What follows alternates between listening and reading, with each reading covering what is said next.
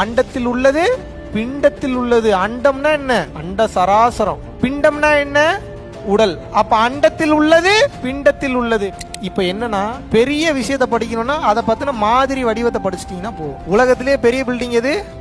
LIC building. இப்போ இந்த LIC பில்டிங்கோட top to bottom நான் தெரிஞ்சுக்கணும். எல்ஐசி பில்டிங் ஃபுல்லா நான் ஏறி இறங்கணுமா, இல்லை அதோட ப்ளூ பிரிண்ட் எடுத்து பார்த்து படிச்சு பார்த்தா தெரிஞ்சிருக்கும். எனக்கு தெரியுமா தெரியாதா? ப்ளூ பிரிண்ட் பார்த்தா 200% தெரியும். அப்போ பெரிய பில்டிங்க பத்தி தெரிஞ்சுக்கணும்னா அதோட ப்ளூ பிரிண்ட் இருந்தாவே போதும். Yes or no?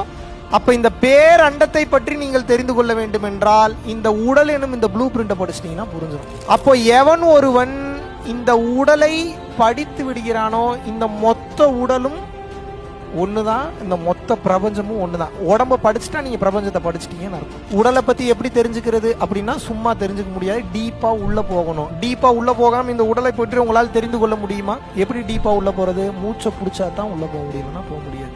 மூச்சை எப்படி பிடிக்கிறது? பயிற்சி பண்ணணும். பயிற்சி பண்ணா மூச்சை பிடிச்சிடலாம். மூச்சை டைரக்டா எப்படி போய் பிடிப்பீங்க? மூச்சை நிறுத்தினா எல்லாம் தெரியும், டக்குன்னு மூச்சை நிறுத்திட முடியுமா? உங்களுக்குல போய் சேர வேண்டியதான். எப்படி நிறுத்த முடியும் உங்களால? பயிற்சி வேணும். மூச்சை நிறுத்துறதுக்கும் பயிற்சி வேணும். டெக்னிக்கா நிறுத்தணும்னா செத்து போயிருவீங்க. நாம் விளையாடக்கூடிய விளையாட்டு எது?